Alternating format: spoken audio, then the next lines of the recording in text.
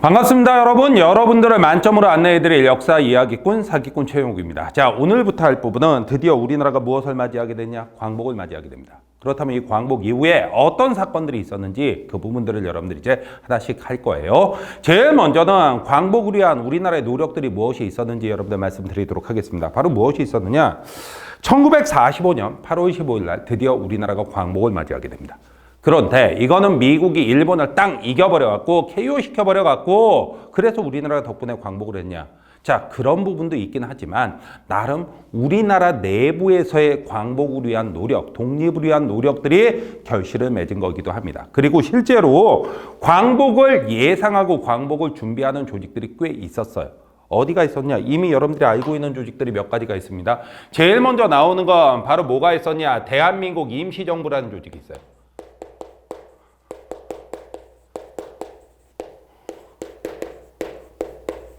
여러분들 대한민국 임시정부 너무 잘 알고 있죠? 왜 파란색으로 썼느냐? 아무래도 광복 당시에 대한민국 임시정부는 백범 김구 주석이 이끄는 듯 파란색, 그러니까 민족주의 세력이 주도권을 잡고 있었죠. 그렇게 하고 이들은 당시에 어디 있었냐? 1945년 8월 25일 당시에 바로 어디 있었냐면 충칭에 있었습니다. 충칭 정부 여러분들 임시정부에서 다 배웠죠. 그 다음에 그거보다 먼저인 1941년 충칭에 도착하고 1년 뒤에 우리나라가 건국강령, 대한민국 임시정부가 건국강령을 발표했는데 그게 바로 무엇을 얘기하느냐?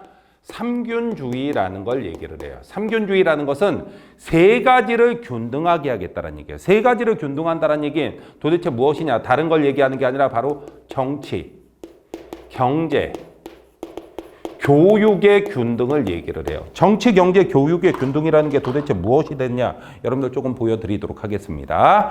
자, 이 삼균주의는 누가 발표한 거냐면 조소왕 선생이 제일 먼저 내놓은 주의예요. 조소왕 선생이 제일 먼저 내놓은 주의인데 그걸 바탕으로 1941년도에 건국강령이 발표가 되기도 했었습니다. 자, 뭐라고 나와 있느냐? 보통 선거 제도를 실시하여 정권을 균이하고, 여러분들 정권을 균이한다는 얘기는 다른 얘기가 아닙니다. 정치의 균등을 얘기하는 거예요. 자, 그 다음에 국유제도를 채용하여 이권을 균이하고, 국유제도, 토지 같은 경우는 국유제도로 하겠다. 그리고 농민들한테 토지를 나눠주겠다. 이런 말이 여기에 들어가 있는 겁니다. 그러면서 이권을 균이한다란 말은 다른 게 아니라 바로 뭐 경제의 균등을 얘기하는 거예요. 경제의 균등. 그리고 공비교육으로서 국가가 교육을 책임지겠다. 이런 얘기가 되는 겁니다. 교육받는데 돈 안 들어가겠다라고 얘기를 하는 거예요. 공비교육으로서 학권을 균이하며 라고 돼 있는데, 학권을 균이한다란 말은 여러분들 무엇의 균등을 얘기하느냐?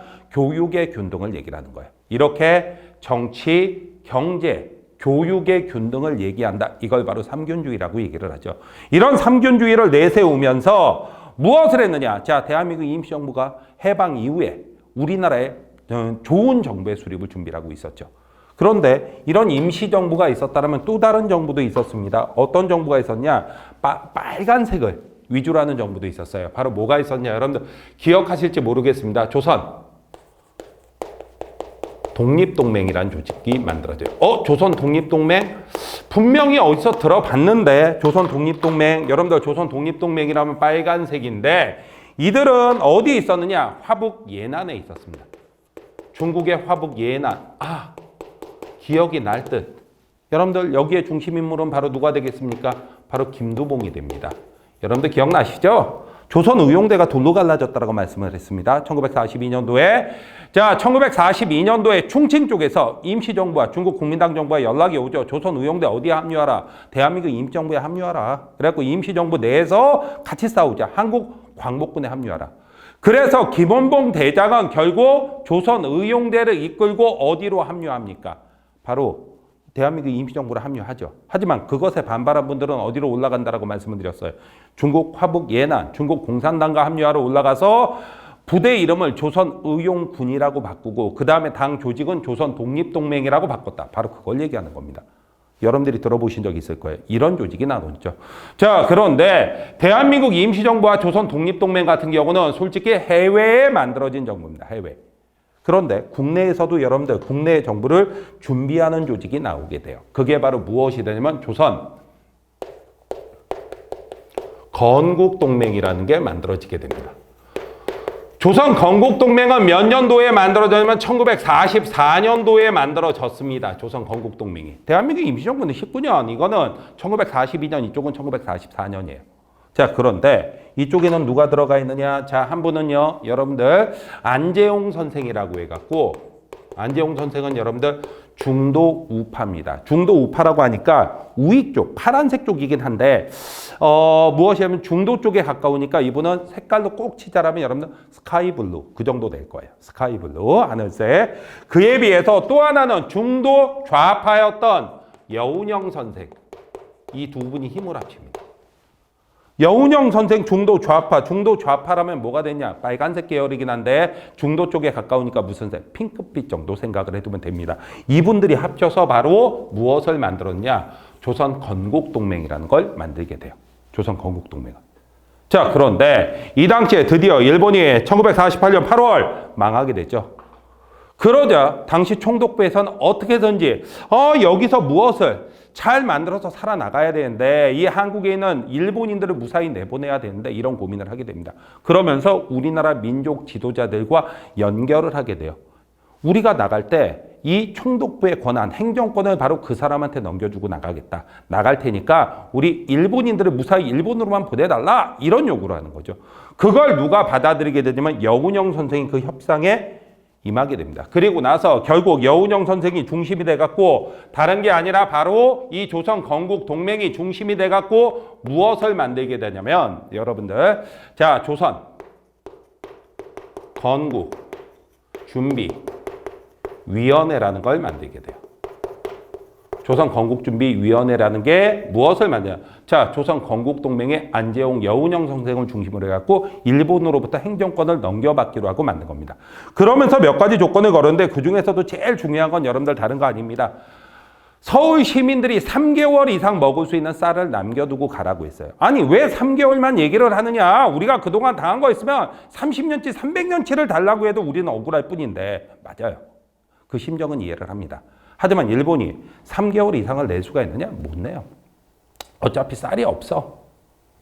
그렇다면 왜 3개월? 그렇다면 이거 최소한 어느 정도 3개월이면 일단 문제는 해결할 수 있습니다. 왜? 8월 15일 날 우리나라가 광복을 맞이하게 되죠. 그로부터 3개월이라면 11월 15일이 돼요. 그러면 추수가 끝난 다음이 되는 겁니다. 그렇기 때문에 일단 식량난은 면할 수 있다는 생각을 한 거예요. 그래갖고 이런 걸 다 지켜주면 너희를 보내주겠다라고 약속을 하고 그 다음 넘겨받고 조선 건국준비위원회를 만들게 됩니다. 그런데 이 조선 건국준비위원회는 여러분들이 강령을 제대로 해석을 하실 수가 있어야 됩니다. 강령을 어떻게 해석해야 되느냐? 여러분들 봅시다.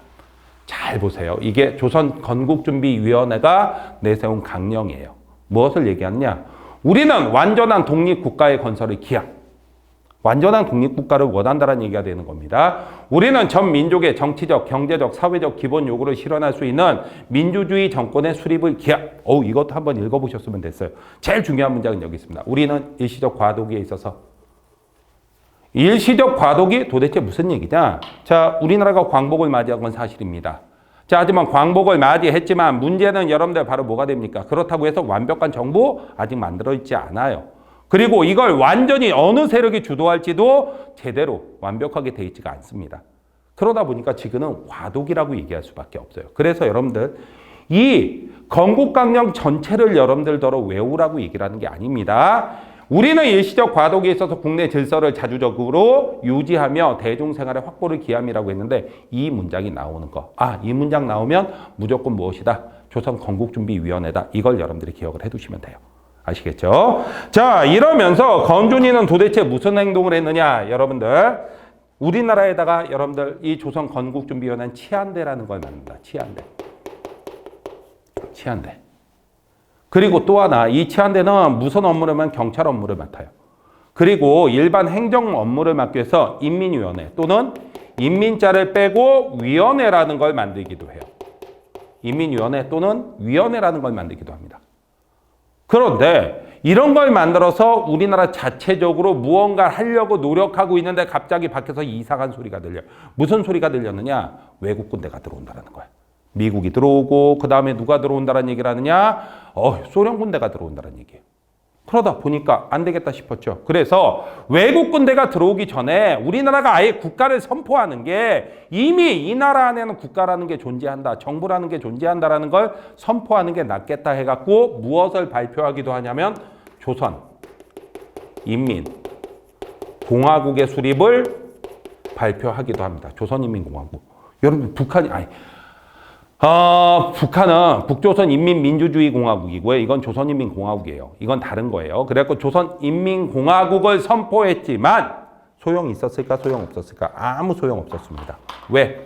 우리나라에 대한 논의는 이미 해외에서 어느 정도 준비가 되고 있었어요. 도대체 무슨 얘기냐? 우리나라에 대한 국제적 논의가 처음으로 나왔던 것이 1943년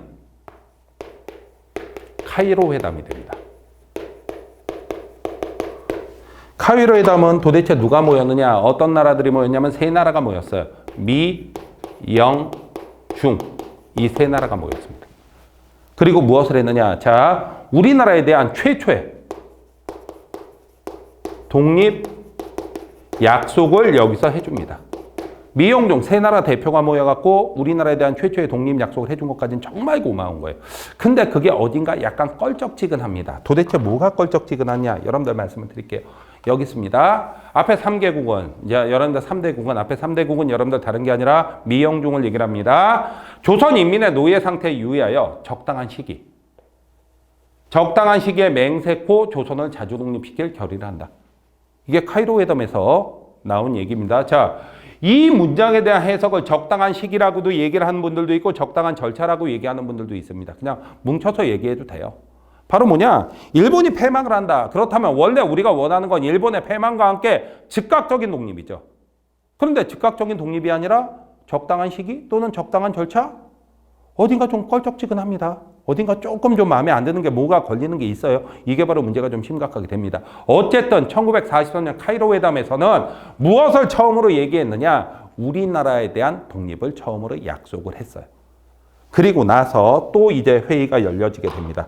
어떤 일이 벌어지게 되냐? 1945년 2월 달이에요. 2월 달엔 무슨 회담이 열렸냐면 얄타 회담이 열렸어요. 얄타 회담이 열렸습니다. 얄타 회담에서 무엇을 하느냐? 얄타 회담은 누가 모였느냐? 미, 영, 소가 모였습니다. 세 나라가 모였어요. 그리고서 얄타 회담에서 결정된 건 갑자기 미국이 소련한테 비밀리에 제안합니다. 야, 전쟁에 참가 좀 해줘. 그래요. 그러니까 소련이 나 이미 전쟁에 참가하고 있어. 지금 독일 새끼들하고 죽어라고 싸우고 있는데 뭐? 그랬더니 아니 거기 말고 일본전에 좀 대일본 그러니까 이 쪽발이 새끼들하고 좀 싸우는 전쟁 태평양 전쟁에 좀 참가 좀 해줘 그럽니다. 그러니까 근데 좀 이상해요. 왜? 1945년 초면 미국이 이미 주도권을 잡은 다음입니다. 그런 상황에서 왜 소련한테 도움을 요청했느냐? 일본의 마지막 작전이 있었어요. 일본의 마지막 작전은 가미가제라고 얘기합니다. 가미가제. 비행기 몰고 와서 배에 쳐박고 뒤지는 거예요. 아니 어떻게 일본 놈들은 용감해서? 아닙니다. 이 비행기 조종사들한테 마약을 주사했어요. 마약. 겁대가리 사라지라고. 그러니까 마약에 취해갖고 쳐박고 뒤지는 거예요. 그걸 마치 용사인 것 마냥 꼴값을 떠는 겁니다. 자, 그런데 문제는 이렇게도 미국이 이기는 확실한데 미국의 피해가 커지고 있는 데다가 이 병사들의 충격이 미군 병사들이 받는 충격이 너무 큰 거예요. 그래서 어떻게 하느냐? 어디에 있는 자, 북쪽에 있는 연해주에 있는 소련군이 그냥 밀고 내려오면 어떻게 될 수 있다? 바로 박살낼 수 있다는 생각을 한 거죠. 그래서 소련한테 야 참가 좀 해줘. 그랬더니 소련이 알았어. 근데 지금 당장은 우린 히틀러 그 새끼 죽여야 돼. 그래갖고 어떻게 해야 되느냐? 히틀러부터 잡아놓고 나서 독일의 항복을 받아놓고 나서 3개월 이내에 우리가 참전을 해줄게 라고 얘기를 했습니다. 그래서 얄타 회담의 핵심 내용은 여러분들 소련의 대일전 참전이에요. 일본하고 전투하는데 일본에 대항하는데 참전을 하겠다라는 얘기예요. 그 다음에 일반적으로는 얘기하지 않지만 그래도 여러분들이 좀 알고 있어야 될 게 있습니다. 바로 무엇이냐? 여기서 미국이 이상한 소리를 합니다. 뭐라고 하냐면 한국은 우리나라 얘기도 갑자기 논의가 되는데 한국은 장기적인 신탁 통치를 하자. 나중에 신탁 통치 나왔을 때 여러분들 얘기를 할 건데 신탁 통치를 처음으로 제안한 건 많이들 소련으로 알고 있는데 아닙니다. 소련이 아니라 미국이 먼저 제안을 했어요. 장기적인 신탁 통치를 하자라고. 그게 처음 얘기가 나왔던 게 얄타 회담입니다. 물론 여기선 결정된 사항은 없어요. 결정된 사항은 없습니다. 어쨌든 그래도 소련의 대일전 참전, 소련이 이제 일본하고 전쟁에 참전한다가 여기서 결정이 된 거예요. 그리고 45년 7월 포츠담 회담이 열리게 됩니다. 자, 포츠담 회담 같은 경우는 어떻게 됐냐? 여기에도 세 나라가 어떻게 모였냐? 미, 영, 소. 그런데 얄타 회담 똑같이 모였는데 왜 똑같이 와? 상황이 바뀌었어. 45년 5월달 히틀러가 자살하면서 누가? 여러분들 바로 그 독일이 항복을 하게 됩니다. 그러다 보니까 독일이 항복을 했고요. 이제 남은 전쟁터는 어디만 남았느냐? 일본만 남은 거야. 거기다가 또 하나의 변수가 생겼습니다. 무엇을 하냐? 미국이 이때 절대 무기를 손에 얻어요. 드디어 원자폭탄이 완성이 된 거예요. 원자폭탄이 완성이 되고 나니까 미국은 이제 무서운 게 없죠. 그래갖고 마지막 경고한 겁니다. 뭐라고? 야, 쪽봐라. 즉각적으로 항복해라. 즉시 항복해라. 안 그러면 진짜로 뒤진다. 이 경고를 한 겁니다. 자, 일본의 즉각적 항복 요구가 나와요. 그리고 무엇을 할 것이냐? 카이로의 약속은 지켜질 것이다. 카이로의 약속 무엇이 있었습니까? 우리나라 뭐 즉각적인 아니지만 어쨌든 적당한 시에 독립을 한다라고 했으니까 자, 우리나라의 독립을 재확인해 주는 게 되죠. 미국이 이렇게 얘기했는데 여러분들 일본은 항복을 합니까? 안 합니까? 항복을 안 해요. 항복을 안 합니까? 전쟁이야! 무슨 놈 항복이야! 끝까지 이렇게 우기고 있었어요. 결국 8월 6일 날 히로시마에 원자폭탄이 팡. 가끔 착각을 하는 학생들이 있습니다. 뭐라고? 아, 일본 놈들 잘 당했어. 그렇게 생각하면 안 됩니다. 여러분들, 이게 물론 지나고 난 다음에 해석하니까 뭐 그렇게 볼 수도 있지, 뭐 그렇게까지 보나 이런 얘기를 들을 수도 있지만 미국은요, 유럽 한복판에는 아마 원자폭탄을 절대로 떨어뜨리지 않았을 겁니다. 왜? 같은 백인끼리 그럴 얘기, 그런 거 안 해요. 그렇다면 뭐라고? 왜? 그러면 왜 일본아? 당시 원자폭탄 투하에 보면 여러분들 그 보고서가 그 공개가 됐는데 거기 실험이라고 써졌어요. 실험. 뭐야? 실험? 무슨 말인지 여러분들 대강 알아들으시겠죠? 다른 게 아니라 같은 백인을 향해서는 이런 원자폭탄 같은 무기를 쓸 수는 없지. 그렇다면 누구? 아시아인? 그쪽에다 써도 되지 실험으로. 이런 생각을 했던 거예요. 그리고 일본만 피해를 입은 게 아닙니다. 여러분들 이 원폭 피해자가 히로시마 피해자가 우리 제1교포 분들도 15만 명 이상이에요. 15만 명 이상이에요. 그러니까 우리도 피해국 중에 하나입니다.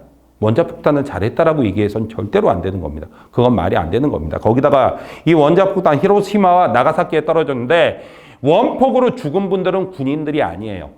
대부분 다 민간인들입니다. 그러니까 결단코 이걸 옹호해줘서는 안 되는 겁니다. 그런 무기는 다시는 쓰여서는 안 되는 무기예요. 어쨌든 히로시마에 원폭이 터졌습니다. 근데 이때 상황이 어떻게 하느냐. 이렇게 딱 떨어졌다는 보고를 듣고 누가 갑자기 아까 누가 스탈린이 늦었다 이 얘기를 합니다. 왜요? 스탈린은 원래 일본에 대해서 공격을 준비하고 있었어요. 이제 공격해야지, 우리가 참전해야지, 일본 놈들 박살내고 우리가 일본으로부터 땅을 받든 뭘 받든 잔뜩 받아야지 이런 준비를 하고 있었어요. 근데 8월 6일 날 원자폭탄이 히로시마에 떨어진 거예요. 워낙 위력이 세니까 이제 일본은 버틸 힘이 없다라고 생각했죠. 우리가 선전 포고하기 전에 일본 놈들 쪽발이 새끼들 이거 항복하겠구나. 그럼 우린 일본하고 전쟁 안 한 거니까 그럼 받아낼 게 없는데 이러고 억울해하고 있었죠. 근데 일본에서 연락이 옵니다.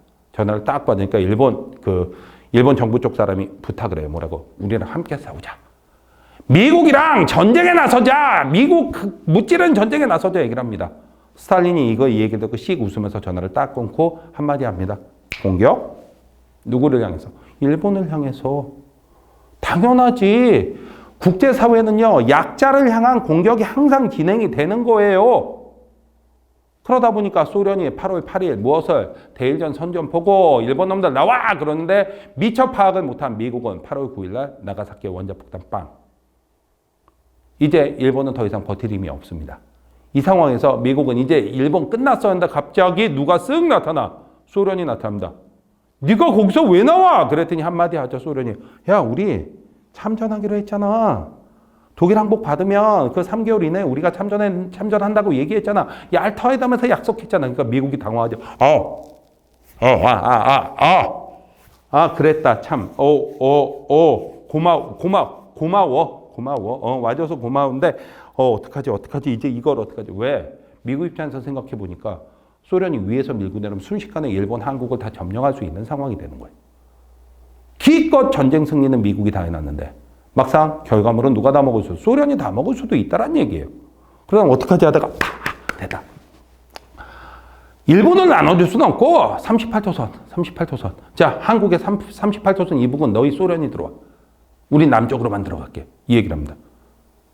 이런 신발 차마 이제 뭐 18이라고 욕하긴 좀 그래서 이런 신발 불통이 왜 굴려 튀어요?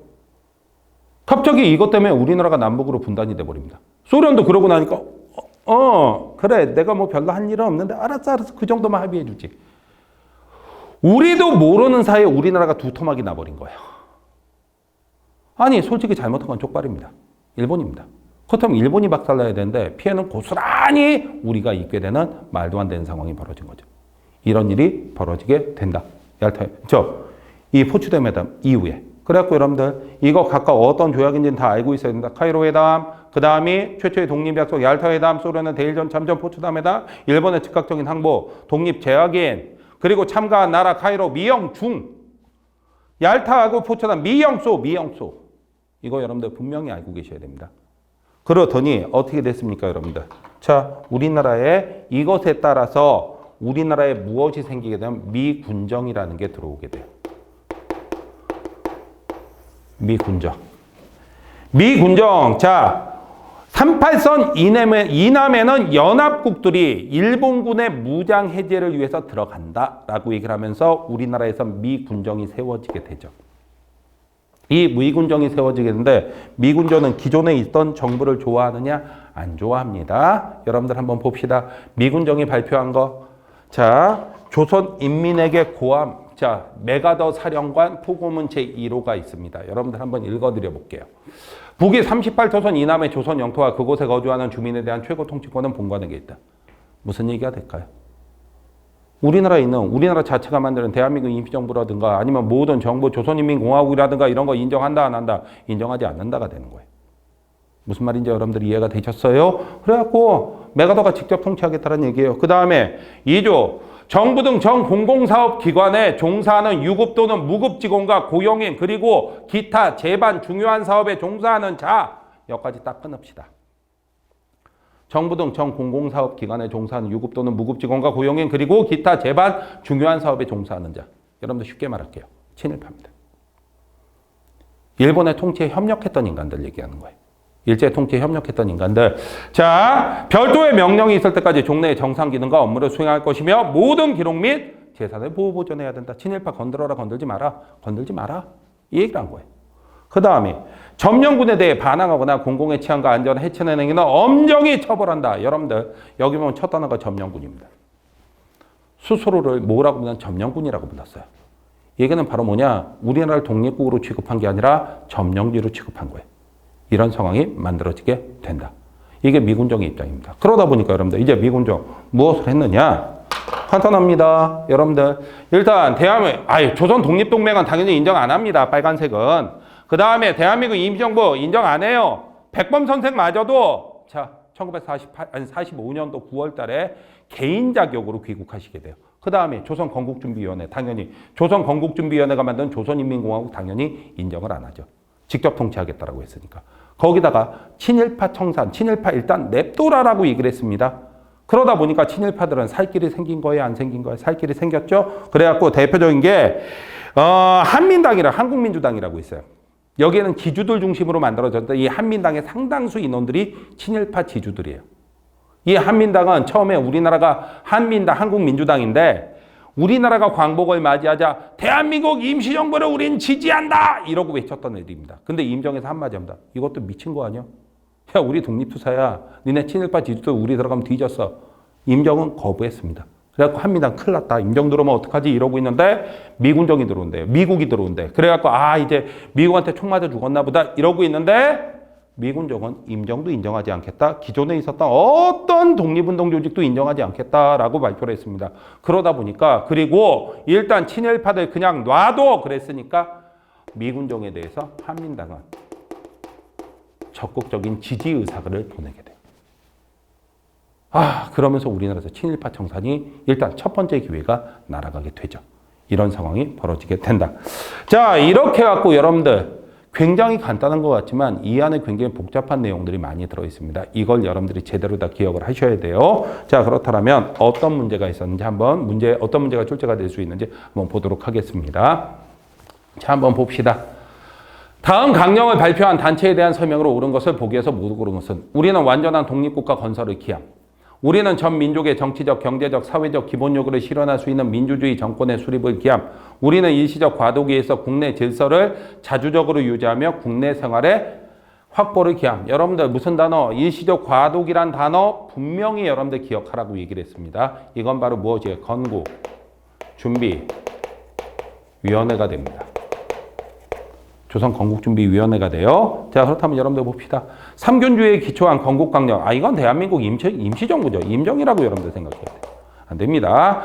미군정은 이 단체에 대해 지지를 선언하였다. 미군정은 자, 조선 건국준비위원회나 건준이가 만든 조선인민공화국 지지합니까? 아니죠. 틀렸죠. 인민위원회를 설치하고 조선인민공화국을 선포하였다. 맞는 얘기예요. 치안대를 설치하고 일제 패망 이후 치안과 행정을 이끌었다. 맞는 얘기죠. 하지만 미군정한테 모든 걸 다 넘겨주게 되죠. 디귿 5번이 정답이 됩니다. 그 다음이 자 다음 내용을 결정한 국제회의를 바르게 연결한 것은 기억. 현재 조선인들이 노예 상태에 놓여 있음을 유의하여 앞으로 적절한 절차를 거쳐 조선을 자유 독립국가로 할 결의를 한다. 여러분들 적절한 절차를 거쳐서 무엇을 한다? 독립국가로 만들어준다라고 얘기를 하고 있죠. 독립을 최초로 약속한 카이로 회담이 되겠죠. 이건 카이로 회담입니다. 자, 그 다음에 니은. 유럽에서 전쟁이 끝나고 2, 3개월 뒤에 소련이 연합국 편에서 일본에 대한 전쟁에 참가하기로 협정하였다.